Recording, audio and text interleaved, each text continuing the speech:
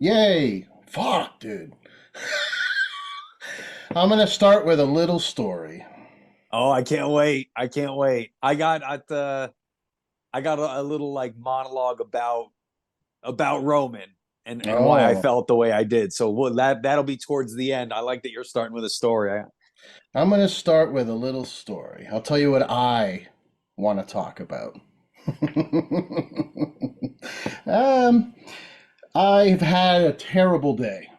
Jeez. Terrible day in terms of waking up super early, 6 a.m. to go to work, nothing going right at work, get out of work, my car has a flat tire, go to 5 different places to try and get it fixed. Nobody had the right tire.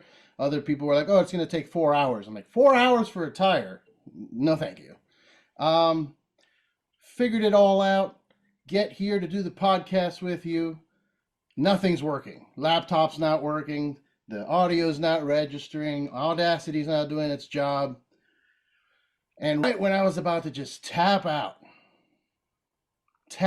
completely, just be like, dude, fuck it, let's do it another day. I learned from my hero, Cody Rhodes, that perseverance is gonna pay off. Keep the good fight going. You will one day finish your story. So the end of your story today is recording the podcast. Yes, and Good. now it's just it's still not working. By the way, I might just have to use the Zoom audio. Oh, It's working again. I don't know if I don't touch anything. Will that be good? It might be a cable issue. I don't know. all right. Anyway, I'm gonna trim this, but I'm gonna keep some of that. I like that. I think this is the whole start. I think this is your story that you're finishing. Oh my goodness! Welcome to Outside Interference with me, the RRBG, and the evil genius himself, Eddie Furth, here to talk about the greatest WrestleMania of all time. Question mark, Eddie? Look, they might as well have titled this the greatest WrestleMania the way they did that greatest Royal Rumble overseas, right? It's hard to make a case that this was not the greatest WrestleMania main event and 2 day WrestleMania event of all time. I don't. No, I'm not here to speculate on that. I'll tell you. I'll tell you. It's the greatest one until next year. Okay, okay. I'll say this. Really good, but it definitely had me thinking based off of how night one went, which it was unanimously not great from people. Like it wasn't bad, but it was eh. So we should make WrestleMania one night again. Mm. I get why that'll never happen because money. I get it. I understand it. It's business. It's an easy way to make a lot of money. But for the product itself, I think one, it makes it more special. You could trim some of the fat. Like I know everybody wants to get the WrestleMania moment. Well, guess what? Work your fucking ass off during the whole season so you can get there. That's all I can offer.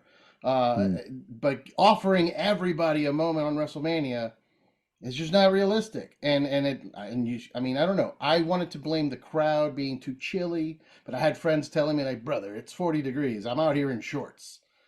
So it's all, I don't know. We could blame the audience that they were a little mild. They weren't reacting as loud as I'd like them to. The in ring stuff was fine. It was good. Not a lot of surprises, for a WrestleMania. Mm. The little Wayne rap. Oh man, the halftime show. Holy shite. Who did he even bring out? I totally forgot who he brought out. Jay Uso, for fuck's Jay sake. Uso. Jay Uso. And Totally like forgot he that, was bringing it out Jay totally Uso. soured the match for me. Because like I was still in shock and awe after that happened once the Yeah. match started. But I felt disappointed by that match too. I felt like those two guys can really cook, and they didn't. They were like kind of still figuring out the recipe, which apparently happens to brothers when they fight like that. I don't know. Mhm. What do you think? Mhm. Look, I Oh no, so I man! One understand. second. One second. One second. Go ahead. This is the worst. You know what? Jeez. Unplug the headphones. Completely unplugged. Let's just go laptop. There we go. You better leave all this in. This better be your Lil Wayne concert. I'm botching this episode, everyone. All right. All right. So we were talking about Jay and Jimmy and Jay's match. What did you think about that match? Because I was in a bad mood after Lil Wayne's performance. You know, they have done this with musical artists before. Look, one of my favorite matches of all time, Rock and Cena 1, started with Flo Rida playing The Rock out, and Diddy might have even played John Cena out. That doesn't help. That never helps them. Not even with a little mainstream crossover? Meaning that, so I think that music and wrestling are hard to tack together and keep the same rhythms and beats. I think music, being its own sort of entertainment experience, has a very specific rhythm, and sometimes it doesn't blend. Sometimes you'll put a musical act at a show and it just, they're on a different tempo, and that just didn't seem to line up. It certainly didn't do Jimmy and Jay any favors starting off with that. I felt like, so my challenge with this match was I never felt like the build was really getting me as prepared and as ready. This seems like the first strike in a longer thing, not the blow off to it, which is why I originally thought Jimmy was going to win, because this seemed to be setting the two of them up to wrestle more long term. It was not the barn burner, but also in retrospect, doesn't everything seem to look like it was leading till Sunday night? Yeah, but I don't know. I was excited about both lineups, and it just didn't feel right all night. We jumped ahead a little bit and talked about Jimmy and Jay, but that was night 2, I believe. Or no, that was night one. That was night one. And they didn't set it on fire. The only brother pair to ever do that is Brett and Owen at WrestleMania 10, but they'd been working a very strong program too. I think that's the other real takeaway from this weekend, is the storytelling going into the matches mattering, being important, being the main focus, and then having a great match within it. You're right. There is a certain exhaustion to a crowd overall with 2 nights of wrestling or a week of a convention of wrestling. These guys, I think, have a lot left in it. So much wrestling that week, because it's not just WWE. I mean, if you're in Philly that weekend and you're a mark like me, you're also going to go check out Super Card of Honor or whatever else is going on in the neighborhood. You know what I mean? Mm-hmm. They had Stand and Deliver that morning. They had the Hall of Fame after SmackDown the night before. There's a lot. I made the mistake and watched some of those Slammies, by the way. I can't wait to be a presenter on them, but oh my God, there were some moments in the Slammies. That one looked like it was a fun day for them to have to go through. Yeah, I mean, again, too much to do. And I understand the business side of it too. That's the other thing. I get it. All that makes money because they can sell merch or seats or food, liquor at the venue wherever they're hosting this thing. Like there's so many reasons to do it. And honestly, I mean, if you've got the stamina and the wherewithal to go to all of it, good for you. But like, if I would have been there, I would have missed a lot of stuff. I mean, I probably prioritized maybe the Bray Wyatt thing. I think they did like a Bray Wyatt showcase where they showed statues of the final form of the Fiend and clips of the teaser clips for Uncle Howdy, which apparently is happening soon. Where were they doing that? I watched somebody did like a walkthrough of the world, that whole convention that WWE set up. Was there something else they did too, where they had like an event they had like for a Q&A. They had a Q&A with Bo Dallas. And they did a reveal of the statues, and they, like in front of an audience with Jason Baker, who I've interviewed in RRBG, great dude. But yeah, I mean, I would have probably gone to that if I was. I would have prioritized that over anything else. But a lot of matches to go through. Jimmy and Jay, we already addressed. It was fine. But to me, that story's been going on since the very beginning of the bloodline, since it was Jay versus Roman. I include that as part of the lore. So I felt like this should have been the blow off, and it just kind of didn't really do it. I don't know. Mm-hmm.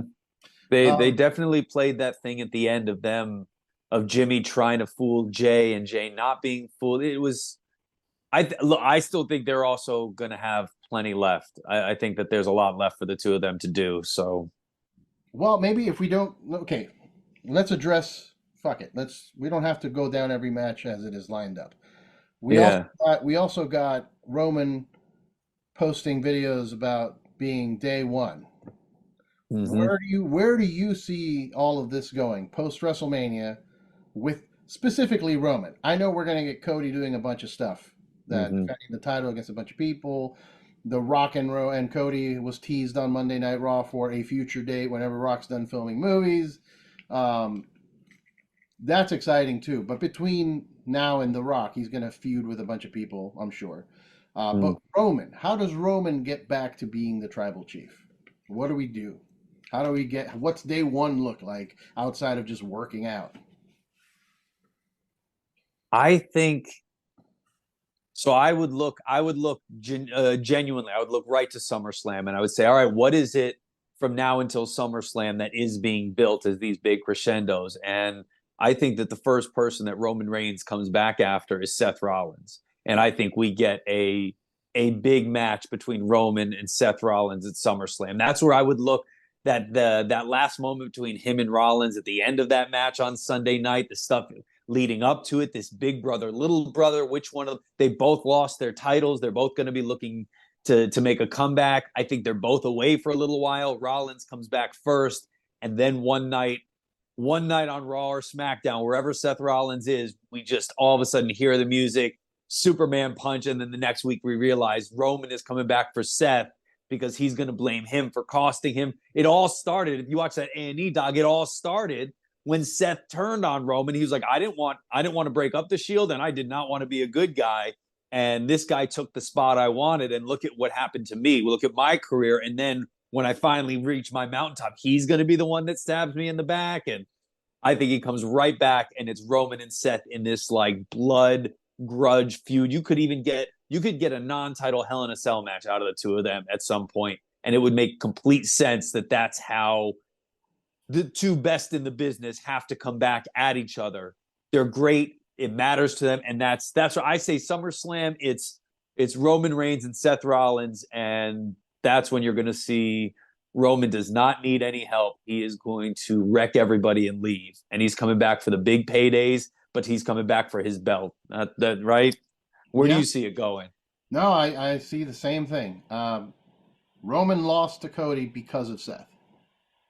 He let his emotions take over. He's obviously dealing with something internally that he's going to realize during this time off of his that he's going to. And I think he comes back as a babyface, and we get a double turn.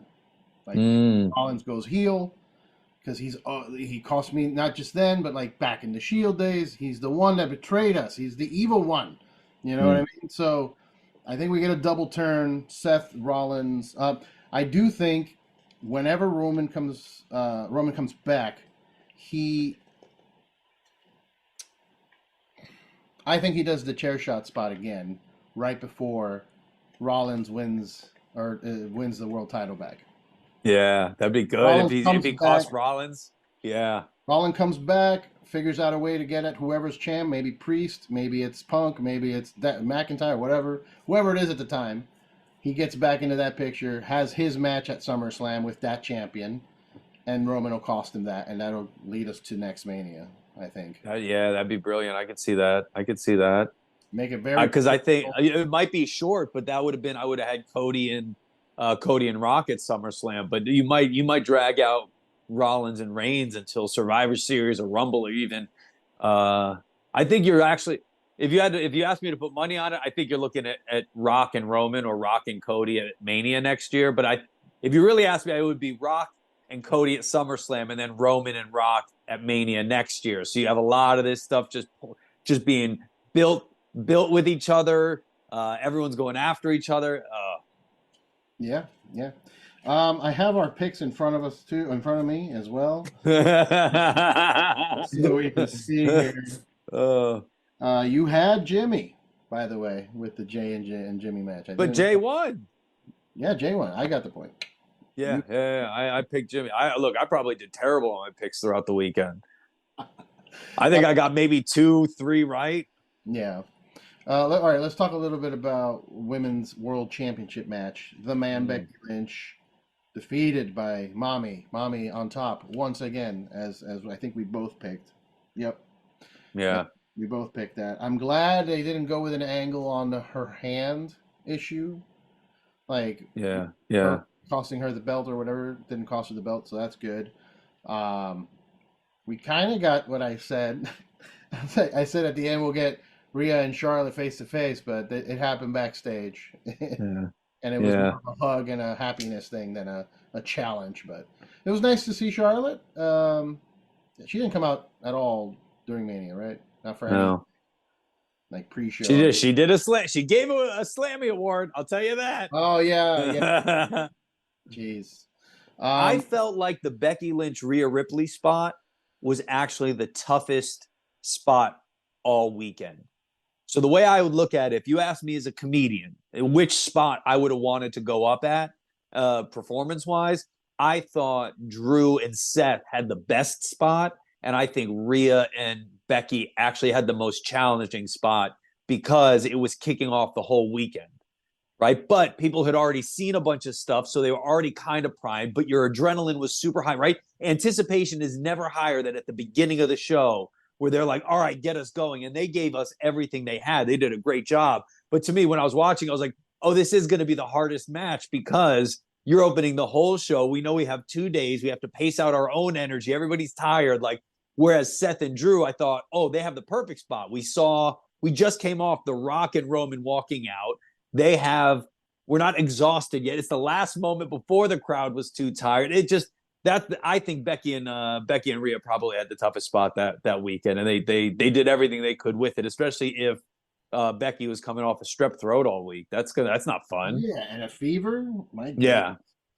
Yeah. Oh my god, night one, they did not have to tell me how cold it was in Philly anymore. One time was enough, and they kept bringing it up, and I was like, I'm in Los Angeles. I don't care I don't care that it's cold there. That's why I don't live on the East Coast. Just do the matches. I'm fine. Don't tell me how cold it is. It doesn't matter to me. It's chilly in Philly. I don't care. They showed them in an overcoat. I was like, guys, it's fine. I get it.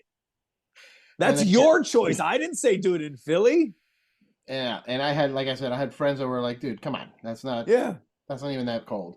But yeah, I think they were maybe using it as a justification for like the kind of a mild crowd. You know what I mean? I feel like maybe the guys, it's cold. Yeah. Why everybody's bundled up? You know. Yeah. I don't know. Rhea and Becky match was fine. I'm glad Rhea won. She came out with Motionless in White, which prompted so many memes. It's been great. Like Rhea from WWE 2K22 versus from 2K24 graphics. Yeah. But it's the singer of Motionless in White. That's good. Yeah, there's a lot of those. I thought I was kind of cringing a little bit because I'm a production nerd. I did stage production for years, and so when the mic was cutting out on the singer, I was losing my mind. I was too busy losing my mind. I'm like screaming at people in the back, like, "What are you doing?" You know, I mean, in my brain, I'm backstage at Mania just yelling at production right now. But that, cool that they finally walked her out. Right? They've never done that with her. No. That's cool. What else did we get? The Undisputed Tag Team Championship 6-pack tag team ladder match with I think both of us were kind of whatever about going in. I enjoyed it. It was cool. Lots of ladders. Bubba Ray, Bully Ray. Isn't that a conflict of interest? Isn't he in TNA and like doesn't he spend a lot of time? Is he? I don't know. About WWE on his little show, Busted Open. Hey man. Hey, look, when you're at the top, everybody can come play. It doesn't matter. That's true. That match had one of my all-time favorite spots of the weekend, and I think the best examples, not just of pro wrestling, but of entertainment done right, and this idea of the simplest thing, getting over and getting the big pop. Because the thing I remember the most from that match was R-Truth's hot tag in. Oh man, that's so brilliant. We're talking about ladders and people and bodies and mayhem, chaos, violence. And the thing that I remember the most is him getting tagged into a match he didn't need to get tagged into. To me, that makes him the best worker of the weekend. That's the best spot. You did so much with so little. And it's not a championship angle, but he walked out with a championship. So I guess it works. Like, dude, we had to bring in The Rock to get over Cody. All he had to do was a hot tag in a ladder match. So, you know, what's taking more to get a reaction? R-Truth is having the run of his life right now. And this is like the second or third time he's had the run of his life. This guy is this guy is forever together. Yes, he's 100 years old. Doesn't look a day over 35. I just can't. But he's hilarious, dude. That moment in Monday Night Raw. I mean, I lost my mind laughing so hard. Like, there's Judgment Day, and you know, Damien and Rhea, and hey, it's like, he's like, I brought the titles back. Like, I don't know. He's the funniest. He's the funniest character on the show, and I think having the best run so far. And it started with the goddamn Cheetos commercial. Look, I don't think that they should do this or they will do this, but I will say that I think you could have R-Truth win Money in the Bank and win the world title, and it would work. Yeah. I'm not saying they should or they would, but if he all of a sudden had that briefcase and all of the comedic moments of him not understanding how to cash in, or he doesn't cash in when he could, and then to finally cash in the right way and win the world title, I think you get a lot of mileage out of that. The T-shirts alone, we'd all buy that T-shirt, right? You can have him drop it the next day on Raw, like, yeah, or whatever. It doesn't. Yeah, it wouldn't matter, but it would matter for that moment. Yeah, that moment would be worth all of it because him as champion, holding the belt, he'll probably, you know, I don't know. I think it was. You would believe it. It would work. Is the coolest part about that? With as comedic as he is, you could actually make it work, and we would all believe it. We'd all be behind him, and we would all think you deserve it. We would have Monday night, 45 minutes of the crowd chanting R-Truth, you deserve it, all that stuff. Yep. By the way, never mind. We'll get there. I want to talk about Monday Night Raw more, but we'll get there. We got what we predicted, which was the splitting of the belts in the ring. That was cool. Yeah. So I remember you were like, "Oh yeah, that would be cool." I think that hang them on separate things. That was a good choice, and a good choice with their first winners. Even though I had a different team. Who did I have? Oh, I had Priest and Balor retaining at least one set. But yeah, what are they called? A-Town Down Under. Yeah, good. They're a great choice. They'll be so much fun with the tag belts. They'll get some really good challengers. Super cocky and annoying about being champions, and then they're trying to kick their ass and they squeak it away every night. Like, they'll keep the belt somehow, disqualification or count out, or you know, they'll do some shenanigans. And then obviously Awesome Truth. I don't think they're going to be champs for a long time. I would like to see those both sets of the tag belts get another makeover too. It's time to get rid of the dimes. Yeah, they're ugly. They were the penny championships, then they were the dime championships. It would be cool. I know we don't need to change titles all the time. It would be interesting because I grew up watching in the late 80s, mid early 90s, and all the titles kind of looked like they had a through line to them. Do you know what I mean? Like, all the titles looked like they were from the same basic championship organization. Right now, each belt looks like someone else made it. They're from a different one title looks like this, the next one looks like that. I would like the cohesion of them all looking like they were different versions of a similar theme, if that makes sense, right? Yeah. Those tag belts look nothing like the Universal title, which looks nothing like the World title, which looks nothing like the U.S. or the Intercontinental or the Women's. It's so randomized. I'd love to get a version of it where, like, when Hogan had the Winged Eagle and Brett had the Intercontinental and whoever had those tag belts, you're like, oh, that makes sense. They're all championship belts on the same theme. Yeah, they need, like, I want them to have, like, you know, all gold. It has to be gold. You should be holding gold. I shouldn't be holding silver or bronze. Yeah, You know what I mean? Like, it should be that's a gold. good call. So all gold and have the plates, you know, just like a big golden plate. It can be shaped however you want it. Like the world heavyweight one is shaped kind of wavy and stuff, and it has the animals, more animals, some birds, you know, winged eagle. Yeah. Great.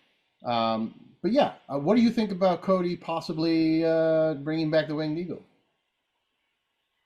Look, that is my favorite belt of all time. I have it up on my dresser right behind me. I think it's the greatest championship belt. It would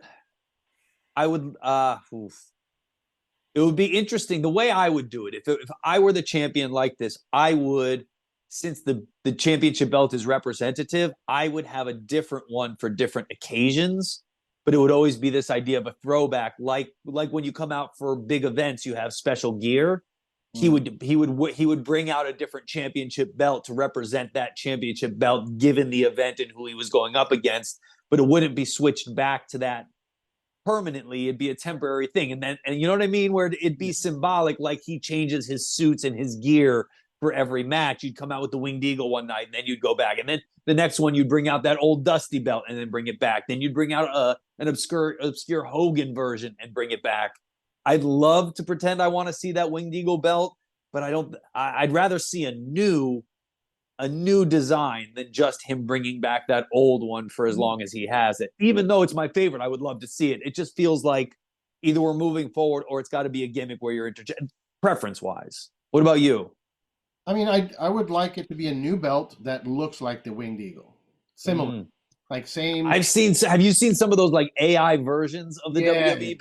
Those, anything like that, where it's themed like that, but it's a new version. I would be down for that too. Yeah, like I would be down for that. Because if you look at the People's Championship, let's not get into that. But if you gorgeous fucking belt, gorgeous fucking belt. Except for that bull, that is a gorgeous championship belt. That one looks better than the Universal belt. Something like that, but with the eagle, the bull. I'm okay. Yeah. More subtle than that big bull. Yeah, really fun. The ladder match was really fun. We can you can recommend certain, you know, it's a ladder match. There are crazy spots. Ladders breaking. They kind of zoomed in on one of them where there was like pink coming out, and I was like, oh, ladders are made out of fiberglass. I think because it didn't make any sense to me. But good match, good choices. Both I think temporary. Solution. I don't know. 8-ton down under might go a little longer. I think Awesome Truth will drop that pretty quickly. Who do you think's taking it from Awesome Truth? Judgment Day, but a different variation now. They need more gold. It'll be Finn and it'll be Finn and Bobblehead JD. Yeah, that'd be good. That makes sense. I believe Dominic is gonna probably start hanging out more with. I mean, I know he was betrayed by Andrade, but the other with Santos and the Legado guys, I feel like they're gonna not split, but he's gonna hang out with them more moving forward. But we'll see. The 6-woman tag match, where by the way that entrance was rough.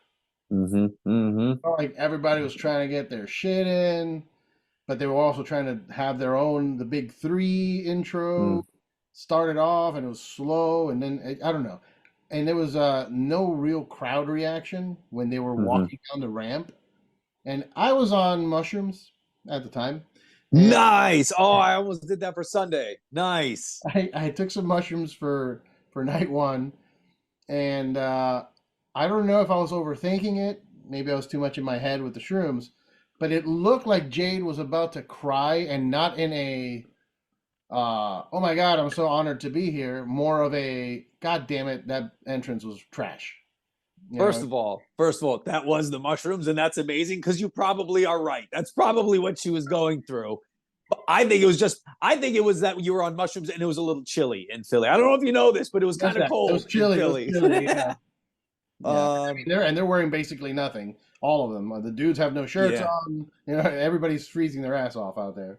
The entrance definitely felt like they either didn't finish their rehearsal or something changed after their rehearsal. You know what I mean? Like when you Yeah. get the sheet and it's written down, but you don't get to walk through it, you're like, oh, it makes sense. I'll do this, you do this. And then you get out there, and since you didn't practice, everybody's just a half beat off in getting it done. That's kind of like the rest of that match. Just felt a step, a great showcase for what it was. I'm excited to see what Jade Cargill can do. So far, the 2 instances I've seen her, because I've only seen her here in the WWE. So I've seen a Royal Rumble, that, and I saw her Monday night, and Monday night was not really a match. They're developing her. They're allowing her to grow. She clearly has this magnetism and an incredible look and feel to her. So let's see where it goes. What a great way to get introduced, though. They got to give her a real match. Because one of the reasons that she never really did it for me in AEW, I liked her, but what was it, 56 matches that she won undefeated? Wow. But like 32 of those or more, maybe like 40 even, are squash matches that last 2 seconds. Yeah. That's not, you're not developing anything. If you're just going out there and kicking someone and you slam them to the ground and pin them all sexy, like, that's not wrestling. You know what I mean? You can only do that so many times, and that's what they've been doing with her. Like, that's what it feels like anyway. They did it on Raw. We'll see. Hopefully her work develops. Like you said, she looks great. She talks great. I just think the in-ring needs a little work. But yeah, maybe it was the mushrooms that I was overthinking it. But you probably nailed it. You probably were feeling her emotions more than she could in that moment, which is why you should all take some mushrooms right now. You should be taking mushrooms while you watch this podcast, so you know exactly what we're feeling. Yeah. At stuff like that. Yeah. You'll know that I'm not wearing socks. I made a change. I added my autographed Suzuki. Beautiful. So, okay. I did want to point out something that kind of caught my attention, which is that the match was whatever. And I'm not saying that the matches are a direct result of the entrance, but I feel like the importance of the entrance it's higher than people give it credit. Like, if you fuck up your entrance, it just kind of puts you in the mood for what's coming next. Look at the Lil Wayne situation. I was just kind of soured throughout the Jay and Jimmy match when I should have been stoked. Same with this match. The intro sucked, and I was just kind of like waiting for it to end. I wasn't really into it, so I don't know. Don't fuck up your intros. First impressions are important. Yeah. Rey Mysterio and Andrade defeated Santos Escobar and Dirty Dominic Mysterio. Great. Look, this was the match where I finally felt like not finally. This is where I was like, oh, this is definitely WrestleMania, because them throwing him off that second rope to the outside, that's when you're like, oh, we're pulling out all the stops. Everybody is going all out for this, and it started to really ratchet up the intensity for me, and that was a very cool spot within that. But as we discussed on the podcast last week, not sure what this does for this tag match and these people and who's involved. And Dominic doesn't win, Ray gets away. I don't know what was going on or why. Yeah, I don't know what this does for Andrade. I mean, I get it. I know it sounds bad or stereotypical or whatever, but every Mexican wrestler wants to work with Rey Mysterio. He is their Hulk Hogan. He is their god of wrestling. He is the most famous luchador on the planet. So, of course, if you're a luchador and that's your background, you want to be in a program with Rey Mysterio. That's like anybody else. Like anybody, like Ricky Stark wants to be in a program with The Rock, I'm sure. By the way, I don't know if you saw the footage. There's footage of him freaking out at WrestleMania. I am hoping in the next year we start to move away from everyone who is ethnically similar being involved with each other. I think we can certainly start to move away from having to group everybody of the same ethnicity into a tag or a group together based on that. And we start to see more of, like, the Judgment Day is a great example. Everyone is in there because of a common interest and an alliance, but each one of them has a completely different background, and they are loosely gothic and metal, but they're not exactly. So I understand how this all came about, but it's 2024. Let's start to stop grouping our wrestlers simply by their ethnicity or cultural background. I think we're good with that, right, guys? We can move forward and just put people in great spots no matter what, in different combinations. I mean, look, let me just address this now. Let's just get to it because I brought it to your attention. I'm with you. The Pride being the name of Bobby Lashley and the Street Profits is just a bit much. The big three black girls, their logo is a big black block with the three. Like, it's a lot. And then the Mexicans, the LWO, the Latinos. Joaquin Wild's not even fucking Latino, and I had him on the Filipino. Like, what the fuck? Yeah. But it's just, look, I love WWE, and I might be burning a bridge or whatever, but I was willing to let it go with the Agua Fresca advertising around the ring during the LWO match, because, like I told you, let's face it, Mexicans love Agua Fresca. It makes sense. I get it. It's good advertising. But when you have Bianca Belair, Naomi, and Jade Cargill's debut surrounding the ring with fried chicken was a very odd choice. Because within these groups, representation and cultural heritage, all of that good stuff that matters is very important. But that, I didn't catch that until you messaged me, and that is tone deaf in a way that you can't be that tone deaf now, right? Don't you want to recognize don't you have someone stand up and go, hey guys, a little on the nose in the way we don't want to be. Wingstop. Nobody stood up like, guys, can we move the Wingstop ad over to the Miz match or something? Like, look, and I didn't catch that at all, and that is, again, I was on mushrooms, rough. So you were very aware. I was in tune. So, I get it. Maybe, like, I'm sure most people didn't catch it, because everybody that I texted that night, everybody was like, holy shit. I'm like, yes. Yeah, I don't know. It was distracting me the whole match. That was just like, and they couldn't put, like, I don't know, anything but fried. It was just fried chicken underneath them. You could have put wings and it would have been a little more acceptable if it was just like a drum or something. But it's literally just a pile of fried chicken. I was like, guys, it's distracting me. Like, and I'm trying to like level with myself. Like, look, maybe I'm overthinking it. Let's not be one of those woke, people that are complaining about racism and everything. But that was just wow, dude. It's a lot. It's almost like you could understand. It's almost like you could understand that they had a conversation that it was target marketing. Do you know what I mean? Like, you'd have to. Yes. That had to be. There must be some demographical information, but that is, again, just not. We're not doing that now. We aren't doing that now, right? We aren't doing that now, guys. Hey, everybody wanted the Attitude Era back. Deal with it. Oh God. Oh. Not this way. Going back. Hashtag not my ring ads. Bring back Ico Pro. Oh my God. All right. So Bianca, Jade, Naomi defeated Damage Control, which I get it. Jade debut. Naomi is relatively new. You want to give her a big win at WrestleMania, and obviously Bianca, but weren't there champions in Damage Control? Why are the champions losing at WrestleMania? I don't know.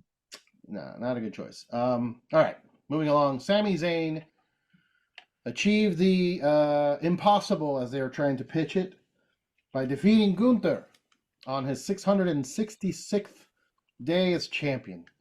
I picked Sami, and I remember your reaction was very like, really? I'm like, yes. I knew it. You know what, man? I would do it for the stat alone if I were Gunther. I'm such a dumb, like, metalhead, Satan, that I literally have a Rocket League. You know what Rocket League is? Yeah. It's a video game. I have one of the cars. I built a little car that has horns, and it's on fire, and it's all very satanic. and I got 666 goals with it, and I retired it and just started a new character just so I could have that one little devil card with the 666 on it. So for the stat alone, I would have said great choice, guys. But great story, you know, Sammy overcame the like I told you, he just pulled it right at the very last second with the kick. And what did you think about that match? It was that match was great. They built. So the reason I didn't pick Sammy to win that one because some of these Mania builds felt a little smaller and rushed than normal. So like Sammy trying to win the Intercontinental title and beat Gunther, I felt was like a 3-week storyline. And I was like, oh, they're not beating him with a 3-week storyline because it didn't seem big enough where Sammy had declared, I need to come back from this bloodline loss. Or now that without the tag titles with Kevin, there was it just never felt like some overarching reason he was out there. But that match got it there. It told that story in the moment. The two of them were phenomenal. Gunther is clearly a world champion, like clearly so much so I think he's right at the front of the line to be Cody's next challenger for that belt, but will hold that one or the world title in the next year or two anyway. But they put on an incredible match, and he also Gunther showed what kind of emotion he can bring to a situation. We know Sammy can garner that kind of emotional response. We know Gunther can be physical and dominant, and he's great on the mic. But to then see what he did in that match, playing off of Sammy's wife, playing off of the whole moment, being arrogant, and the way they paced it and built up to that pin was awesome. It was amazing.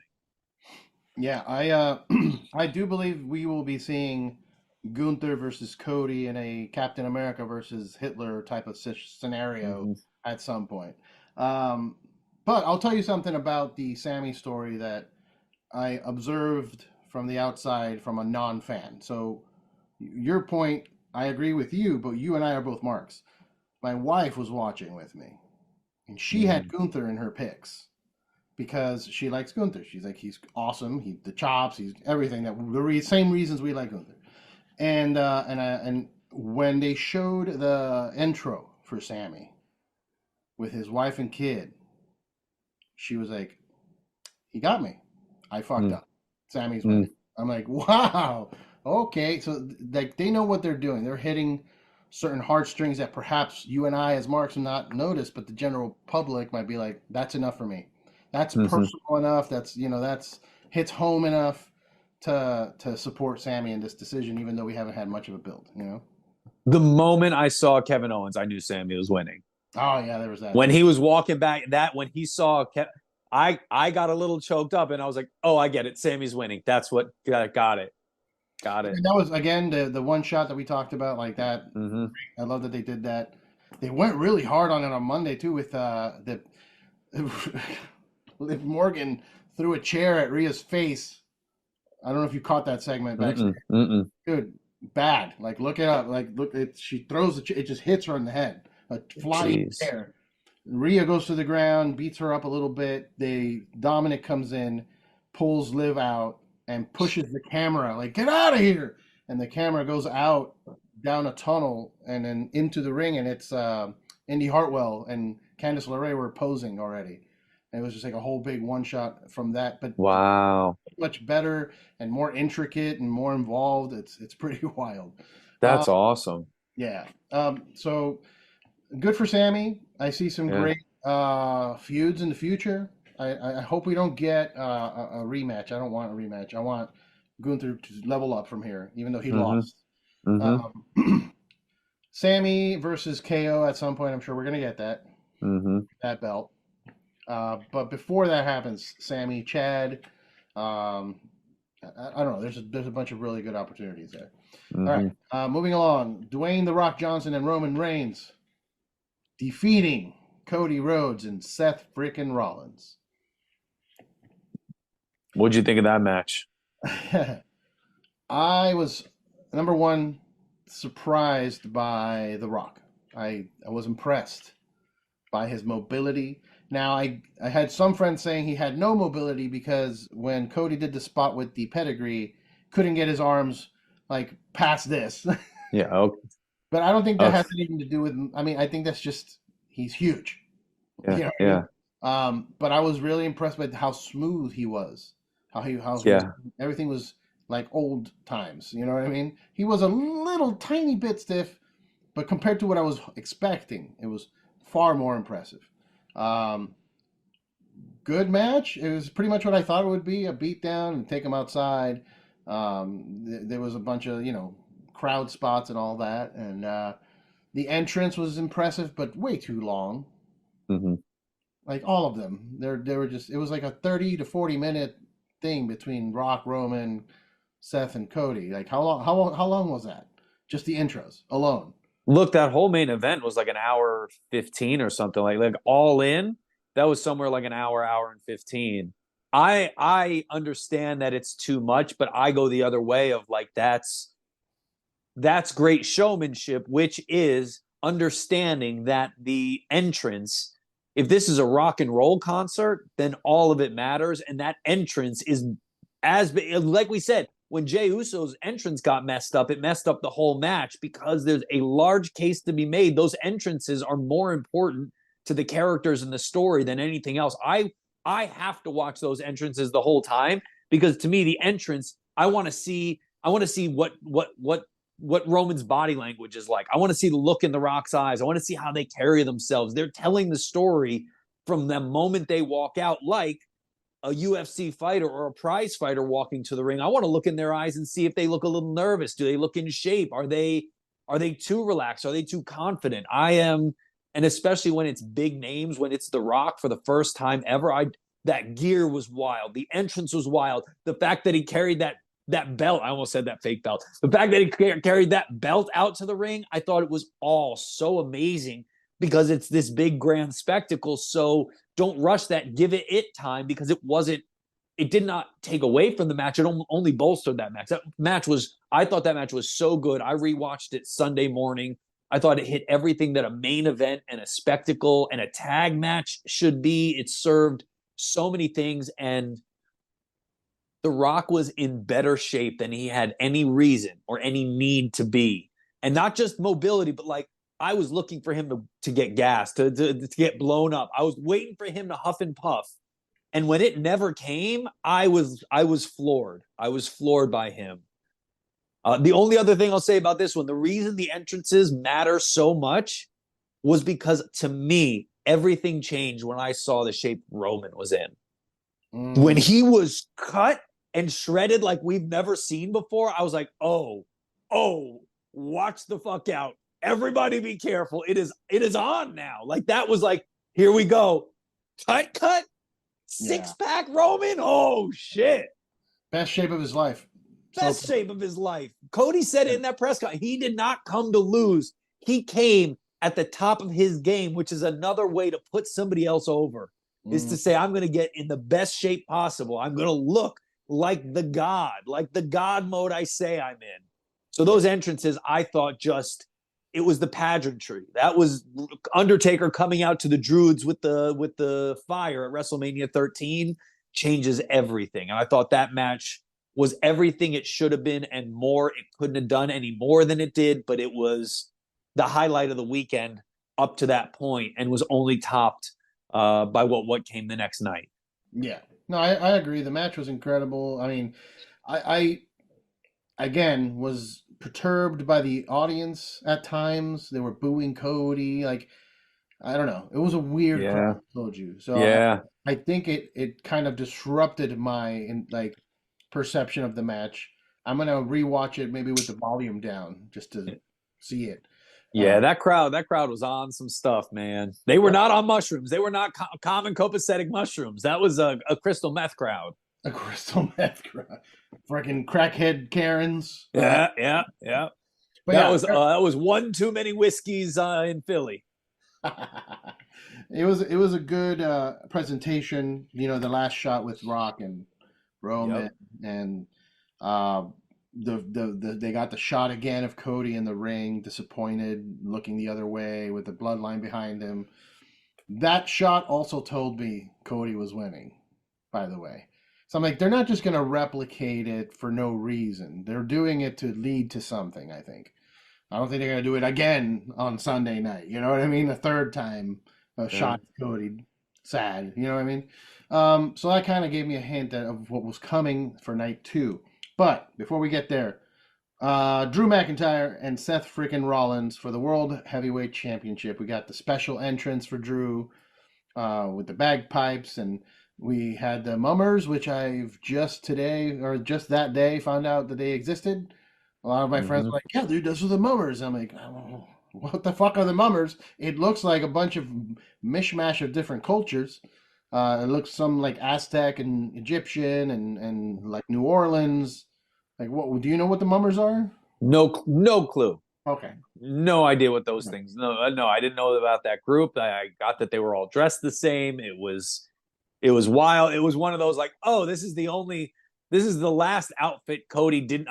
This is the last outfit Seth hasn't worn yet. This is the only thing left in his wardrobe that he has that is as big and wild as he's been wearing. So, Yeah, yeah, and I mean the whole having that whole carnival type vibe around the ring, yep.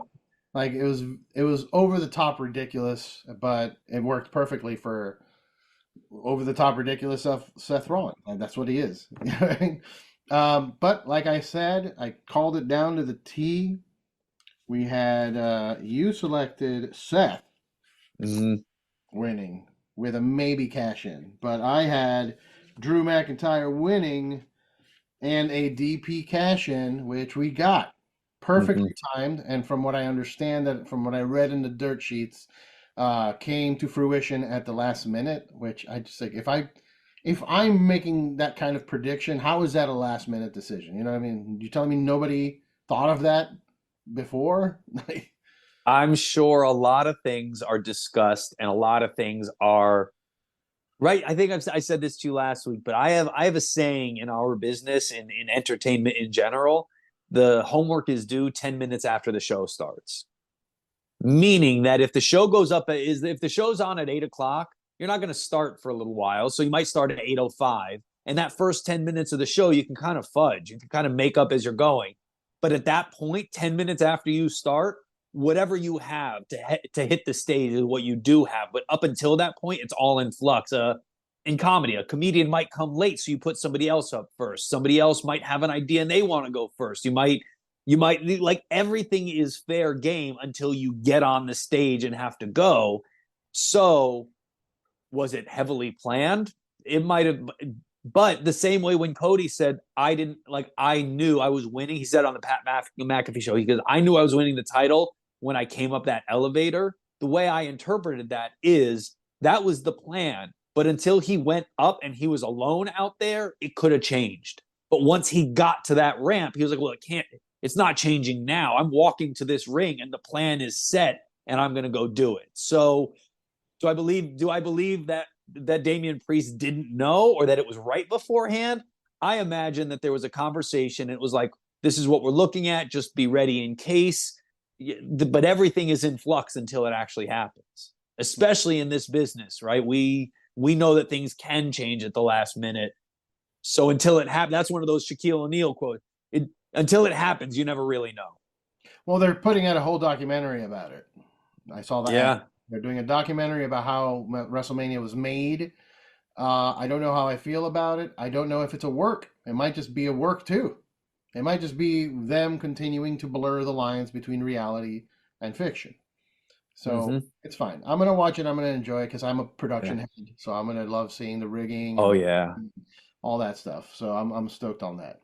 I Um, thought that Seth Drew Damian match was all it was. I'm not saying it was my favorite match of the weekend, but it was the big highlight. That's the one that really. The reason I picked Seth was because I felt it was too obvious that he would have a match Sunday night and then lose, or on Saturday and then lose Sunday, because it was so obvious. It was like that wouldn't. But the match was made for me when Drew opened up with the Claymore, because when he did that, now the stakes were immediately raised. yeah, yeah. They had then this back and forth amazing match. The finish was well earned. And then all that post match shenanigans was like pitch perfect. It was just one of the most well executed in the best spot. It caught the right wave of momentum and energy. Yeah, it was one of my favorite moments from the whole weekend just because of how well it was pulled off.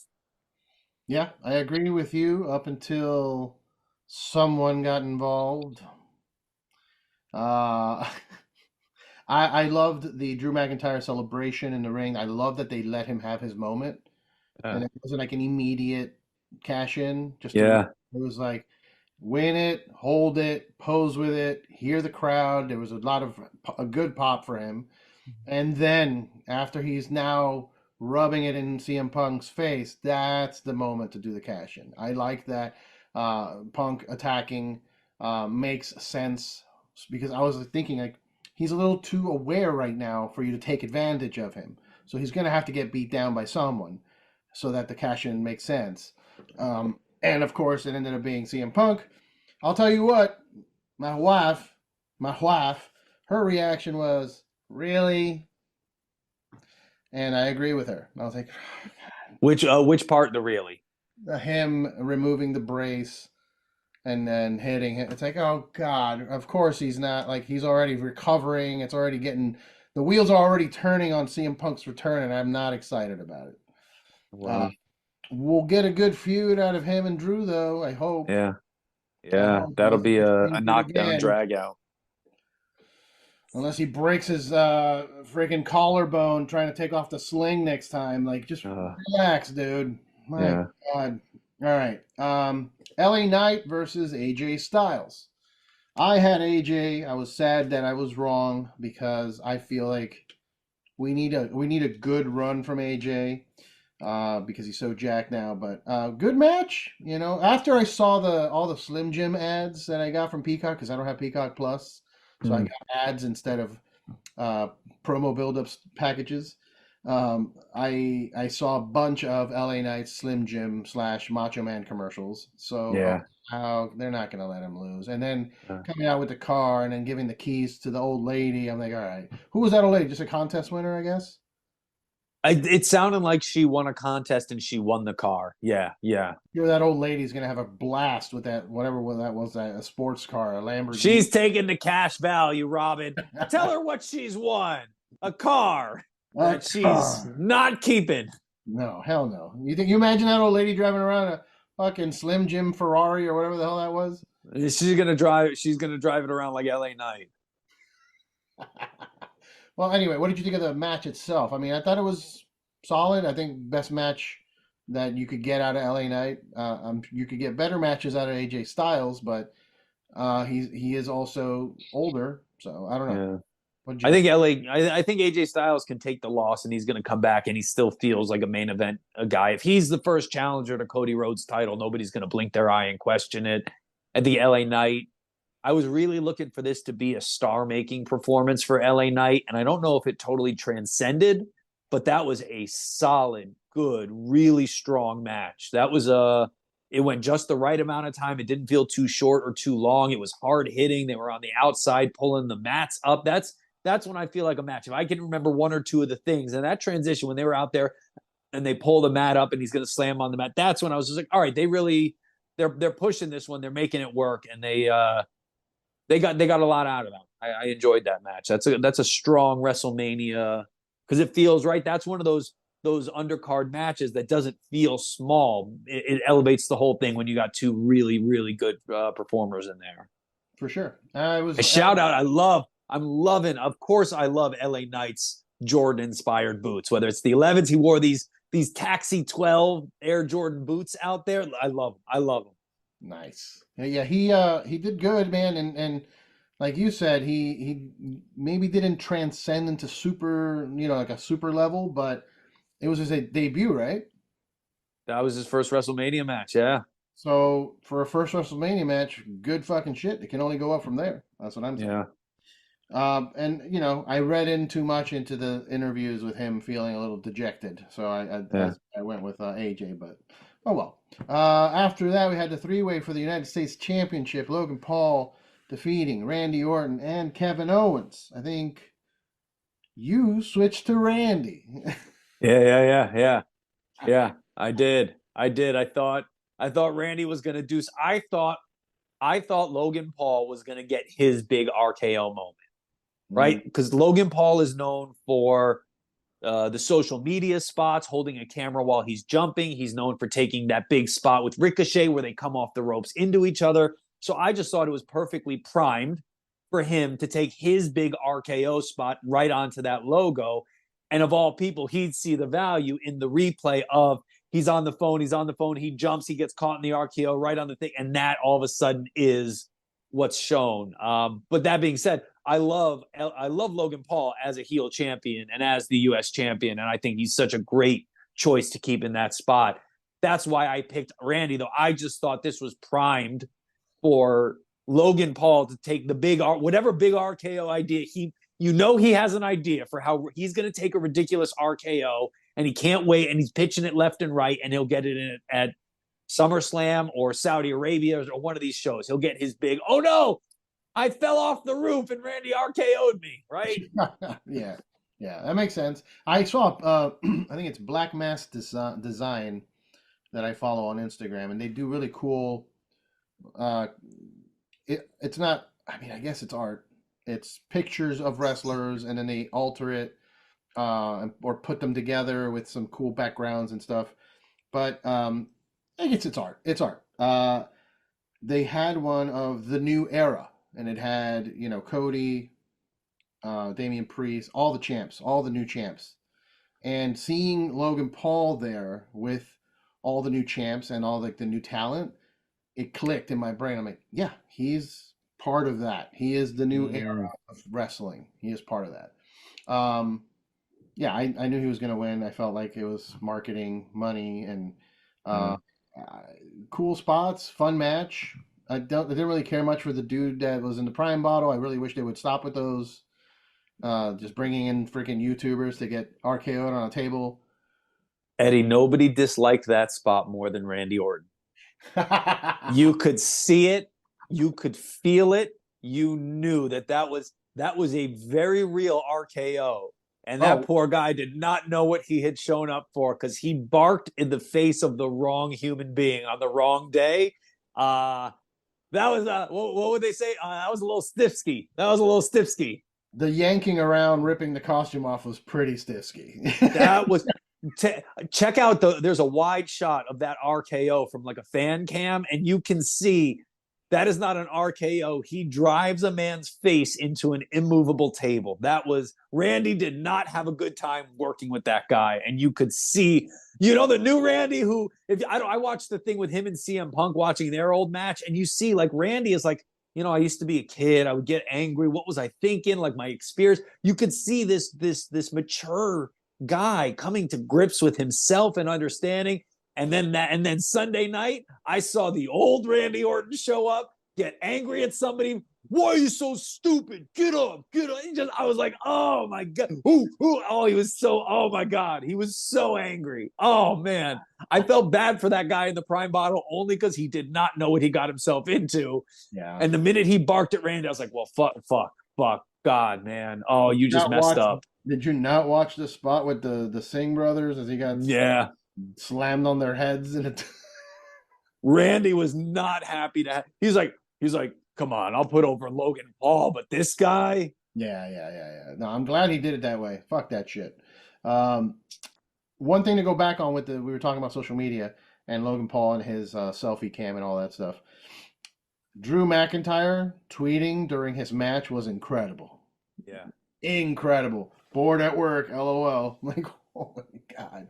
Yeah. I mean, he probably had it scheduled, but either way, amazing. Good job. You just save it in your drafts and you get ready to go. Yeah. We all have it ready. We all have it ready. Undisputed. No, sorry, I skipped. The women's WWE Women's Championship. Bayley defeating Io Sky, getting her big WrestleMania moment. Bayley, we were hoping for the hugger entrance, and we got Egyptian Queen Goddess. Naturally. What's her name? Naturally. Yeah.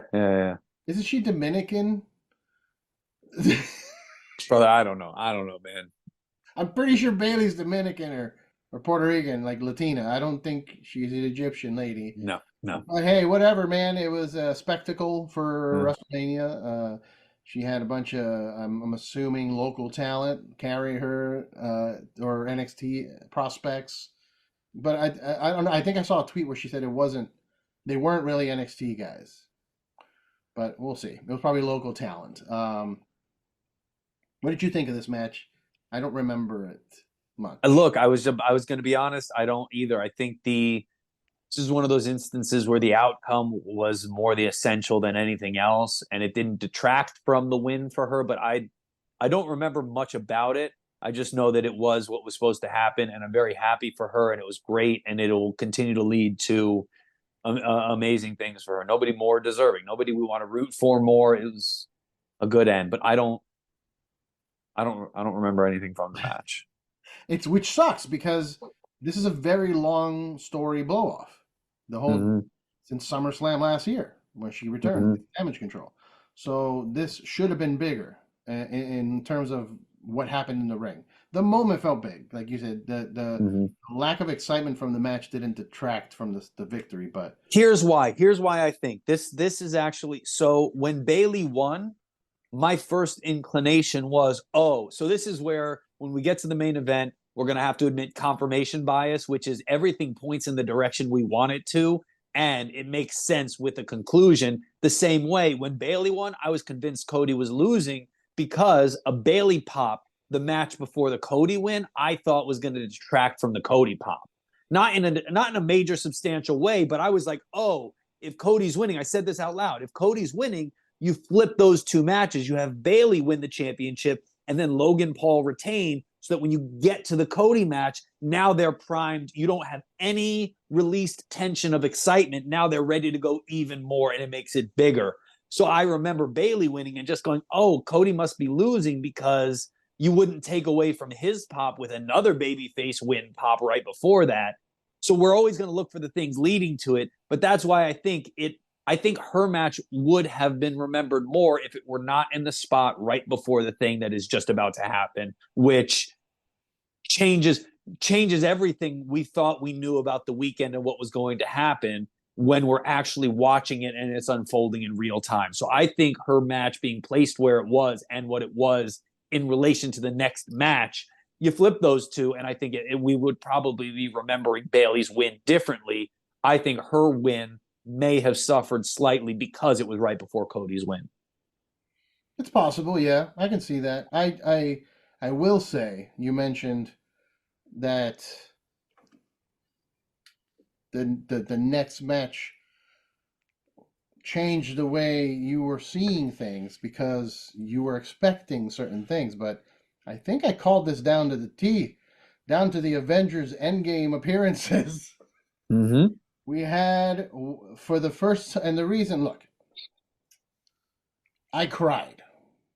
I don't really cry with wrestling much. I watch a lot of it, and I kind of get a little detached, and I know a lot of the workers, so I don't like really completely suspend disbelief like most fans get to do.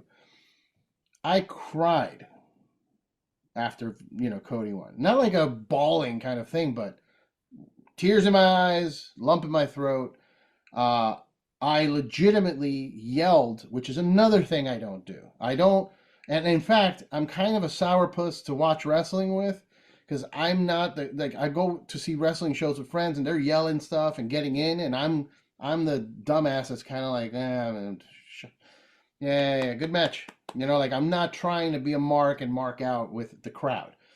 And I popped and yelled and screamed in my living room, what the fuck, when I heard the gong from The Undertaker. When I heard that gong, I'm like, what? Because I was expecting the glass shattering, and I thought we were going to get it because we saw Cena. So we get Cena, and we're like, okay, we saw the truck with Cena and Stone Cold, so Stone Cold's next. And we get a gong. While I was sad that we didn't get the glass shattering, I popped really, really hard for The Undertaker. I was not expecting that. But it ended up being what I thought it would be, man. Actually, I will say one thing. I was impressed and thrown off by how long the match went as just a regular 1v1 match. Impressive because that's good wrestling. You know what I mean? They weren't jumping into the big spots.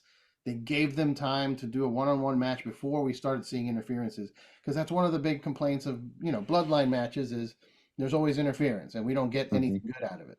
So I will say I was not expecting an actual match for at least a solid 10 minutes, maybe more. How much do you think they were? They went a while before that big multi-man finish, and that was why this match is, look, we if not the greatest, one of the greatest. We're talking top 3 or 5 greatest WrestleMania main events of all time. And it is majorly in part due to the work that Cody and Roman did before anybody else came in.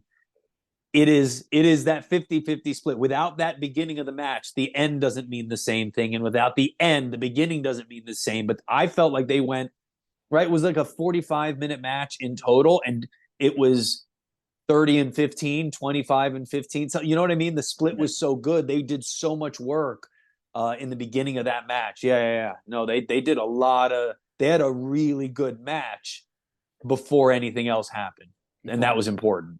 Yeah, very, very important. I want to go back a little bit, and before the boys in the back start making fun of me for crying, I'm not a Cody crybaby. I wasn't crying because Cody finished his story and oh my God and Mama Rhodes. For me, it was a different kind of cry. It was I heard the Wrestle Talk guys from England kind of bring it up as well. This was more than just Cody's story for me. This was years of Vince McMahon shitting on my dreams, like he was doing with that girl in that room.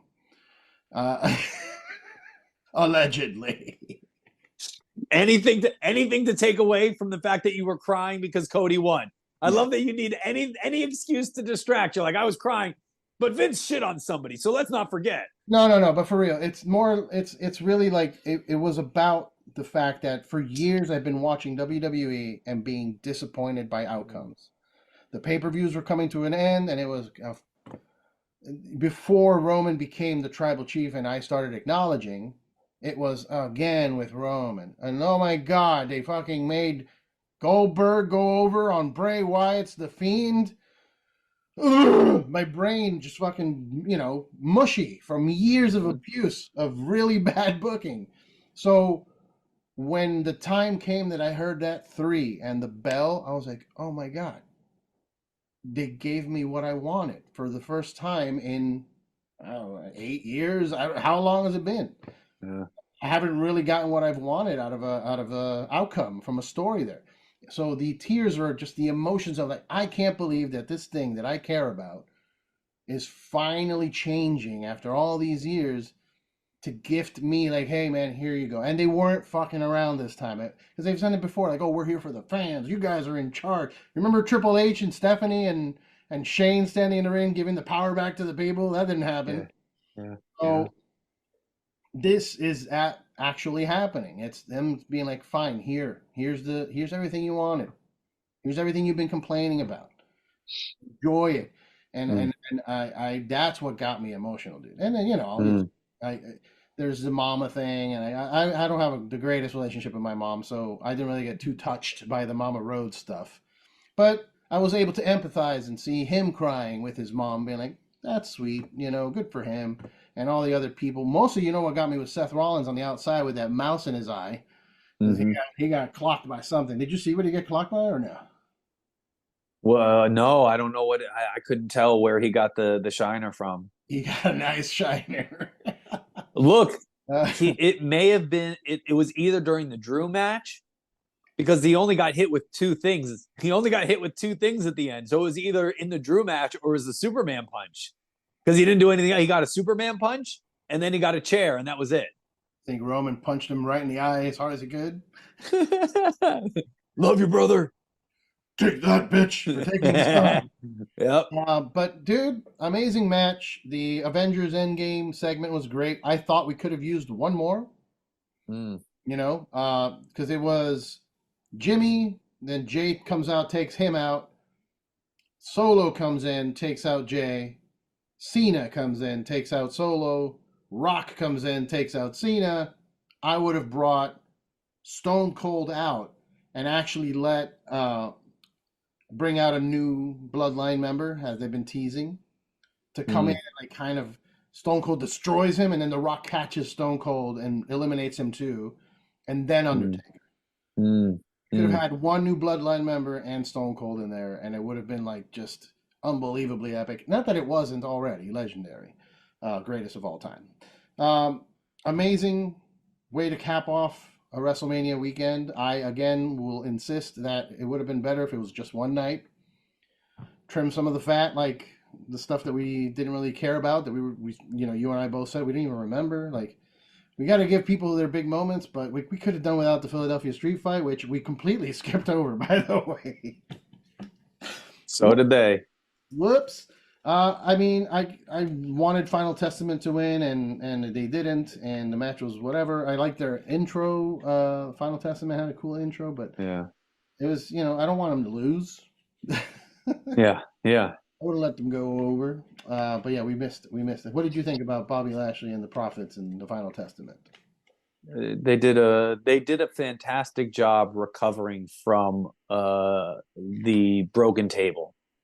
I think that's one of those moments as performers where you're like, the table broke when it wasn't supposed to, and the most important thing was how they kept their cool and responded within that moment. That's a very important thing to remember in those situations. Did they keep their cool? Because I recall Montez Ford beating the shit out of Karrion Kross for absolutely no reason. Like, he had to cover. He had to fill time. He was filling time. Yeah, fucking pick up. Look, you want to edit after the fact. They should have bought 2 tables out on the second pass instead of 1. But that all being said, the table broke, and what did they do? They went and got another table, and they did what they were supposed to. They beat him down so he didn't get back up. They recovered. So, yeah, but you could hit him with some work punches and kicks. We were going into the finish of the main event, and you're the one who steered us back to a match that nobody was really talking about. They did fantastic. They did all right. I mean, okay. I wanted to bring it up because I now know Karrion Kross, and I felt bad. I saw his back afterwards with the freaking kendo shots. It was just a little. They got a nice feature spot, and it is a good chance to continue to grow on that stuff. I know when it's somebody we see and we know and we work with, we always want to see him grow. That's a really good spot. Even when you go under, you have strong performances. He looked great. He took some shots, and everyone's going to remember him for that, and that's how you build a legend. That's true. Well, we started talking about Roman Reigns in day one coming back and what that would be like. I will say, amazing job, Jason Baker, on the Cody Rhodes mask. That was a really great intro as well, with the fire and brandy. Amazing. Roman had what was it? A choir or orchestra? It was a full orchestra. Yeah, man. Very big, very nice entrances for them. Great match. Roman, to me, came out on top in this match. Yeah. Which is surprising because, I'm a Cody fan and I'm happy he's champ, but him, and this is inside baseball, but him doing the favors really puts him over with me. You know what I mean? Like, that's the fucking tribal chief. He knew he knew what needed to be done for this new era. He's let Cody do the thing, and I'll work my way back up. Don't worry about it. And then that moment of him hugging Paul Heyman at the top of the ramp that got leaked, and then the WWE leaked it, and good moment. I think he comes back as a big baby face, and we watch the revenge on Seth Rollins, and hopefully Seth Rollins goes heel, because I think we've had enough of happy, dancey, jokery Seth Rollins. But I know you got to get going, sir. So let's wrap it up. We've got. I want to give my 2 cents on the tribal chief, because this was. I kept going in. I got time. Roman was going to take this match. This was all about Roman. So first off, that match to me was note perfect for exactly what it was. They hit. I also think that the Undertaker coming out was actually a stronger choice than Stone Cold, because in that moment we had all predicted it so much. That was a very talked about thing. Yeah. That Undertaker was now the unpredictable part of it. And so that's why that pop was huge, because no one is going, well, Taker will show up. No, that was like, that shook the building. That was incredible to see him get physical with Rock. I think everybody did such good work within that. Cody and Roman started off that match. Those entrances are incredible. I wanted to feel at the end of that match what everybody else felt about Cody. I am not unhappy that Cody won. I love Cody. I think he's an incredible character. I think he's an incredible guy, incredible wrestler. He's everything you want in a champion. I'm very excited for his title reign to see what it's like having a champion there on a more regular basis, having him as the baby face that everybody loves as champion. The evil genius in me wants to look you dead in the eye and go, oh, they're going to turn on him by July 4th. I just have this weird feeling that sometime after the 4th of July, they're all going to be turning on Cody. But that is not to say that my disappointment in that moment had anything to do with Cody Rhodes winning and finishing his story. I thought the match and the outcome were all beautiful and well executed. But personally, I cried for the other reason. And I cried for the other reason, and I had to really sit with myself because when I went back on Monday, I rewatched the main event, and it was incredible. And I cried when Roman was coming out because I saw the greatness. I saw this guy at the top of his game coming out 2 nights in a row, so good, and as you said, ready to do those favors. And it brought me back instantly to what got me into wrestling. My very first WrestleMania was when I was 6 years old, and it was WrestleMania 6 when my guy, Hulk Hogan, lost to the Ultimate Warrior.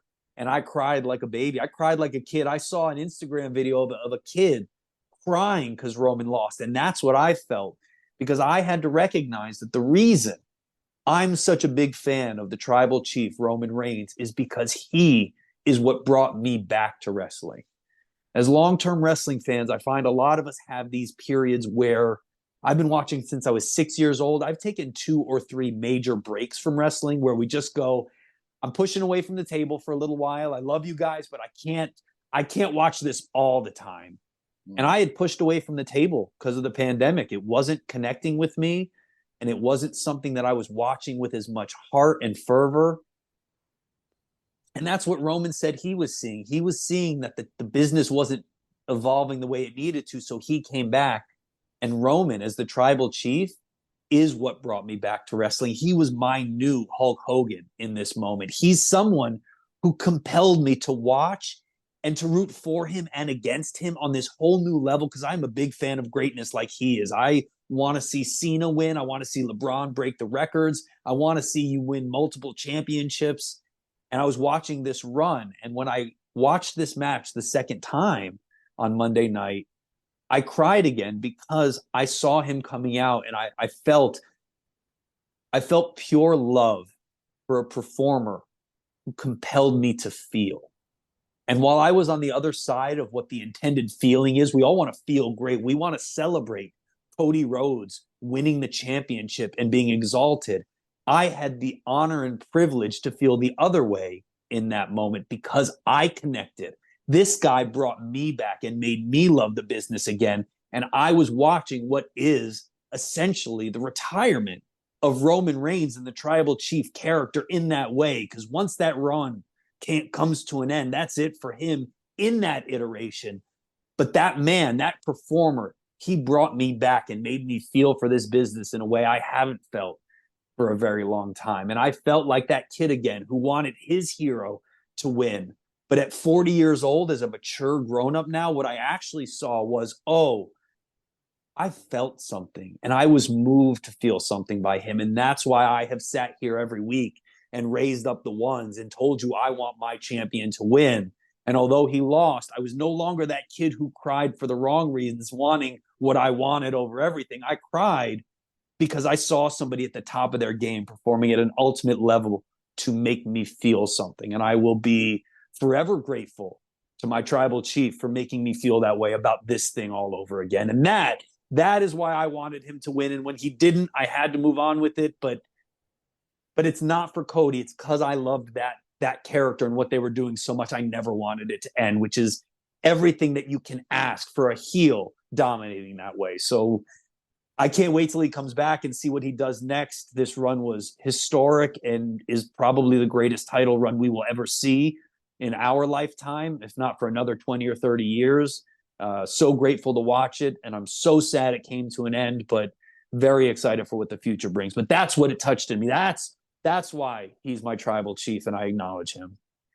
Oh yeah, man. I mean, look, I understand everything you're saying, but that's the beauty of pro wrestling is that Mm. there's a little bit. I'm think there's a little bit for everyone to attach themselves to, and my whole life I've been the opposite of you in the sense of you attach yourself to greatness in that sense, emotionally. I also enjoy it. I mean, it's not who's not enjoying Michael Jordan's run in the '90s. Yeah. No, not as a Knicks fan, I wasn't. Not as a Knicks fan, I wasn't. Really? Wow. Okay. No, man. I was enjoying the Jordan time, but I'm not typically one to go for champions. I go for the rascals, the unwanteds, the outsiders. That's my entire youth, my whole growing up, punk rock and all that nonsense. So in that sense, and then maybe I should just give a little bit of flowers to Cody, so I'm also not just trashing his win and blaming it on booking. Uh, I've been watching the journey from the beginning since he left WWE and he was ridiculed as Stardust out there. I've been watching. I watched those Arrow episodes with him on it. I've watched. I saw him perform at the fucking what's this place up here, Buena Park VFW with Yep. wrestling. I've seen the journey, all of it, leaving the company. Fuck you, punk rock. Building his own thing, which is everything that I want to do. I want to build my own empire Mm. of entertainment. Built his own thing with his friends. Left that and came back and became champion. The Mm. fact that there's a Dusty Rhodes element, it elevates it even more. But for me, I'm attached, and my experience meeting him over in fucking Ontario and the whole Bullet Club thing and making me a member and all of that stuff, all of that that's my champion. Cody's my Mm. champion. And Mm-hmm. my whole life, the misfit has never won. It's always the best, the greatest, the GOAT, the champ, the guy with the good looking dude with the abs. Like, you know what I mean? So You that, mean Cody Rhodes? well, his abs are The not. good looking surfer boy blonde with the abs? Yeah, yeah. Oh, by the way, before I forget, I did want to. You mentioned the crowd turning on him. I Yeah. also agree, but I think that's where we lean in on Homelander. Mm. And look, if anybody can pull it off, it would be Cody. We know he does really good heel work as the American Nightmare. The challenge is it will be very hard for anything in his title run to ever feel as good as that moment, right? That moment is emotionally the height of what you think you can do. So building to what else would make you feel that way is going to be incredibly tough. And I just have this weird inkling of like, it's going to be, they're going to turn on him, but not in the way that we want or intended. They're going to have to respond as they do. I just was like, oh, they were turning on him when he stopped The Rock from doing a people's elbow. They're going to turn on him in no time. And I just had that weird, like, you know how we all really hate wrestling fans sometimes? We hate Star Wars fans sometimes. I had this moment of like, oh, you guys are going to turn on him. The 4th of July is the last time he's getting cheered. And after that, you guys are going to be sick of him and you're going to boo him. And this is what you asked for. And I had to unseat my tribal chief. So in 3 months, you could boo your hero. Get out of here. I don't like you guys. But we'll cross that bridge when it gets to it. Let me fantasy book real quick. The heel turn. Yeah. Jey Uso. Oh, he turns on Jay. Fuck yeah. Crowd I'll starts take it. turning on him. Jay challenges him for the belt because he wants his shot, and they're homies, and like, come on, you owe me one. And the crowd starts turning on Cody. Cody Mm-hmm. heel turn and kills Jey Uso. Blood, Mm-hmm. Homelander style, standing over his bloody body, like, that's what I want from Homelander Rhodes whenever that happens eventually. All right, All right, for our go home question, I have one question for you then before we go home. We're leading into the finish. First off, I love that new Monday Night Raw set. I love that they pared it down. It's super simple. It feels amazing. What do you think The Rock put in Cody's hand? Because I know what I think he put in Cody's hand. What do you think The Rock put in his hand? Good call. And again, I've been rushing or trying to get you out of here only because you said you had a time limit. I'm good. I'll stick around for this one. Okay. Bully Ray said it was the broken watch of Dusty. Mm, I don't like that. I think that's not enough. mm. So he also said maybe it's the watch that was gifted, and he smashed it. I also don't think that's enough. Seems kind of cheesy. Mm. Roman has one. There's pictures of him on the internet with the same watch. We all know Hmm. that this is not real hatred and that they all gave themselves a gift backstage Hmm. after that. So, what if it's one of the peppers?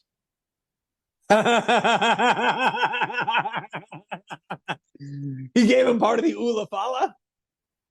Like, Oh, I like that. That's hey, good. you're in charge now for a little bit. Uh, Don't break my heart again. You know, I don't uh, know. Maybe, maybe yeah. Cody's the tribal chief now.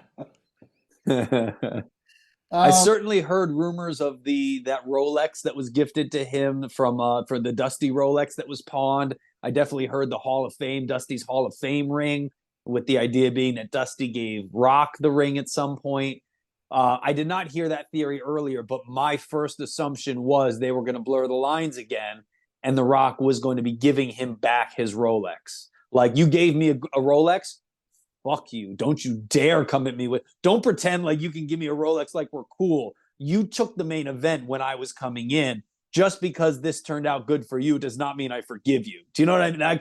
I thought that's where it was going, because it's got to fit in the palm of your hand. I don't know what else it could be.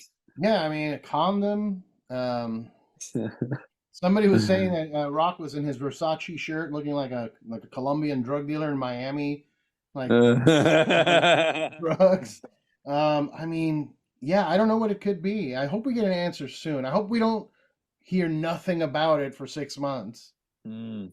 I mean, yeah, it'll be cool when it pops back up, but it's gonna attention spans are not there. People are gonna forget that something happened, and I'm sure you can show me a video package, but it's not gonna be as important anymore. They should address it sooner than later. I don't know how. I don't like when they do that stuff. Like, well, what did The Rock tell you? Oh, I'll let him answer. Like, yeah, just Mm. fucking tell me, dude. Like, Mm. fucking say it. So we'll see. I don't really think it's a pepper from the Ulafala. But it could be the watch thing, even though I find it just kind of, I don't know. I guess it is cinematic because it goes back to like Pulp Fiction or like, Yeah. I don't know. Do you think It would be weird for them to go, here, you know how you gave me a WrestleMania 40 Rolex inscribed on the back with me and Seth and Roman got one? Well, I'm giving mine back to you. It would be a very weird crossing of the lines to do. But I also would, that's what struck me, is like, oh, especially because I love Sam Roberts' theory of everything matters. And Roman wearing the watch on television so that they could catch a picture of it, to me, then wasn't accidental. Roman is also too smart for that. He's not wearing a gifted watch where both of them can be seen wearing the same watch unless they mean to do it. And I could be wrong on that one, but that's just my inclination. You know what I mean? Like, they're working way too hard now to get caught because they wore the same watch. They meant to do it, in my head. That's what I'm giving them credit for, which means if the watch winds up at the Hall of Fame ceremony for Paul Heyman, the watch is canon, which means it's on the TV show, which means The Rock can hand his back and say, I appreciate that you were trying. Like, everybody on a movie set gets a wrap gift from somebody. No matter who it is, you could have not gotten along, but on a movie set, everybody gets a wrap gift. That was a wrap gift from Cody, and he's like, no, you're not going to pull the big dog card with me and give everybody a wrap gift. You're getting it back. And that'd be how you have to play it. But that's where I'm sitting for now. It's the rollies in the sky, waving side to side, keep your hands up high while he gives your girl the eye. Well, we'll see. We'll see what it is eventually. By the way, first ever "This is awkward" chant. Brilliant. Really weird. Brilliant. Really odd. Like, let me hold the belt. I get when he said, "This feels right," or "It feels right," or "This feels." I get that. I think that was the point he was trying to make, just to remind everybody, like, "Hey, look at this. This looks." I'm nice. coming for it. He's coming for it. He's going to be champion again. But it just felt weird. It was weirdly executed. Well, let me hold your. If it's Rock and Cody at SummerSlam, Rock is going over. Rock is taking Cody's title. If that's how it goes, this is now. Okay, so I got emotional about Roman Reigns making me feel about wrestling. Nah. The evil genius is back. And let me tell you right now, you Cody crybabies, you're going to turn on your boy by July 8th. By July 8th, you're going to be booing your boy. And then The Rock, the final boss, is going to walk back into the company. He's going to challenge Cody to a match at SummerSlam. And the final boss, The Rock, is walking out your new, undisputed WWE Universal Heavyweight Champion. Believe that. I just combined everybody's catchphrase. Well, you know, seeing how well you did with your picks, I'm gonna. We know what's not happening then. It's not happening. No, I mean, I definitely want Rock and Cody at SummerSlam, and I wouldn't be mad if Rock won. Yeah, I don't think. I don't also think I will be over Cody for 6 months, but we'll see. Who knows? All right. July 8th.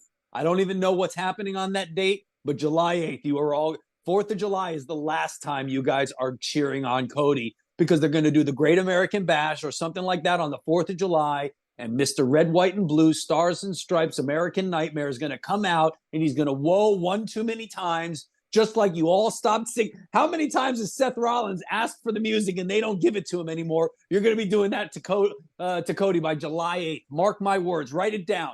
Write it down. July 8th. The clock is ticking, Cody, and the Tribal Chief is coming back for you.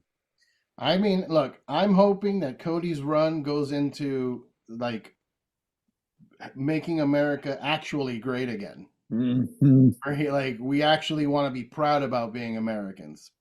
But we'll see. Yeah. We'll see. I do still acknowledge the Tribal Chief, by the way. All right. Everybody, thank you for watching and listening.